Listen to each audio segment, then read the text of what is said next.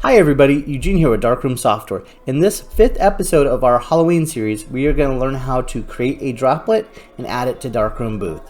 So let's jump right in and get started.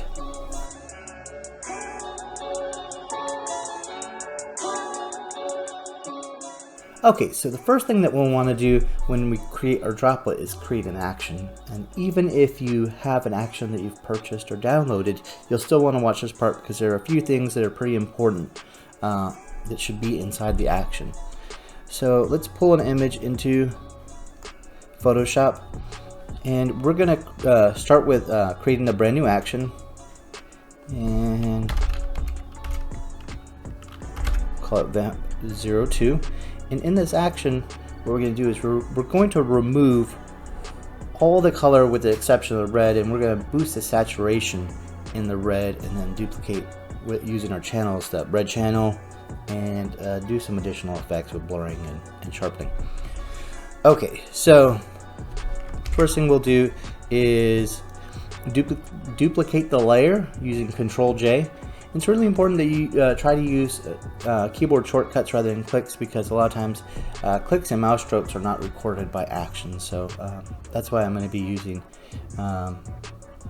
keyboard shortcuts, but then I'll also show you can use some of the menus as well. So we have a duplicate layer.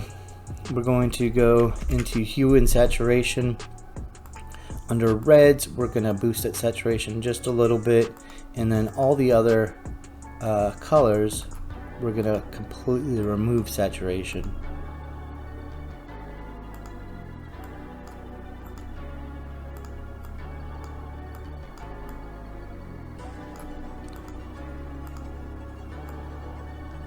Okay, so the only thing that there should be that red color information. So next thing we're going to do is we're going to duplicate using our channels the red information, and that's typically where skin tones are stored. So we're going to hold down Control and click on the red channel, and then Control-J to duplicate it again. Now this is where using keyboard shortcuts comes in really handy. If I were to click on this on this layer to make an adjustment here, that would not be recorded. So I'm going to use Alt left bracket to move down in my layers to select a layer below, and we are going to add a filter of Gaussian blur, and you can see that it is blurring up that background image, but we're keeping a little bit of sharpness because we've duplicated that red channel information to a new layer. So we're going to go ahead and click OK, and we are next going to merge everything with Control-Shift-E, and now everything's back to one layer.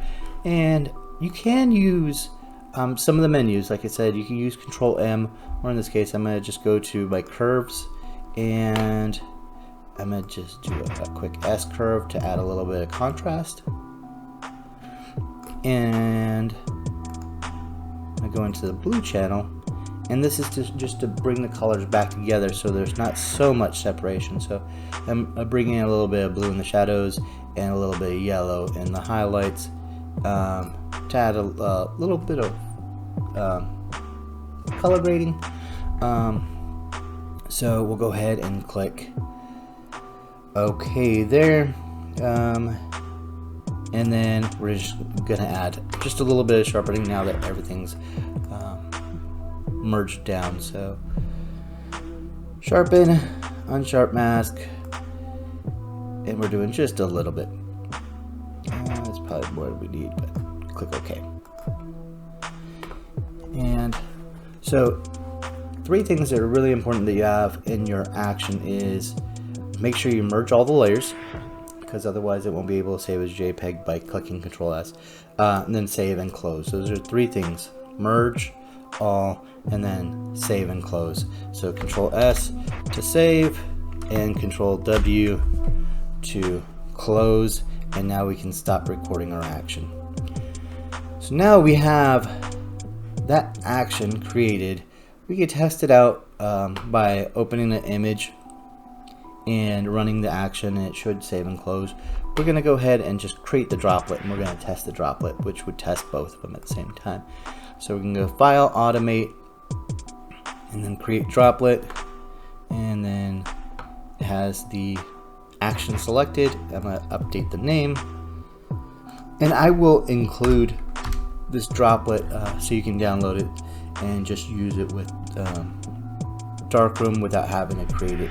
But you will need Photoshop in order to run a droplet in the background. Photoshop has to actually be available, and it's a good idea to just keep it running. So there's our droplet, and then click OK, and it'll create it. There it is right there. So let's take, you can see this already has it applied. We're going to select this image that doesn't have any anything applied to it, and we're going to go ahead and drop it on the droplet. It should open Photoshop, process the image, close it, and then now when we look at the image, you can see that droplet's been applied. So that's creating an action, creating a droplet. We're going to now add it to Booth. I'm going to go ahead and delete those two images and copy this one back in, just so whenever we run the Booth, I'm using this as my sample image to test it. So now in Booth, I have a print template. I'm going to add it to the print template. I'm going to double click on it, and then double click on the photo object, and then under apply color effect, this is where I'm going to select that droplet. And it's not a bad idea just to keep things organized to save your droplets to inside your X drive. So you can see I already have one there. And here's a little trick. I'm going to just go to my desktop and copy that droplet right there, so it stays a little bit more organized rather than just keeping stuff on my desktop and then deleting it. It doesn't work later. We'll click open, and then OK, and then save. And now when we run the Booth, it should process that image and apply the droplet. So, and right here I'm just using Minicam to load up an image for testing, just so we can see it in action.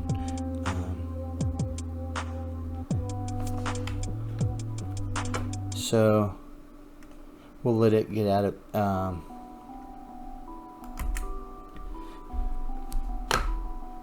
the end instructions, and then we're going to switch over to our prints tab. And when we click on this image, you can see, and the best way to tell is right back here, this guy is in black and white. There's not that blue color cast that was on it earlier, and we have that droplet applied. So that's adding and using the droplet, creating, adding, and using droplets with Darkroom Booth. If you were if you're using Darkroom Core, let's go ahead and switch over there. We can minimize Photoshop and then go to Core. So the creating of the droplet is the exact same whether you're using Booth or Core. It's how you would add it to the template. Here's our templates, and I'll just apply it to this template right here. It goes the exact same way. You have apply color effect, and then droplet, and then whenever you place an order with that package using that template, it would then apply the droplet. It's a good idea to add the template to the package whenever you're using Core and droplets, so that it applies when it's rendering. I hope this has been helpful. Thank you so much for watching. I'll see you next time.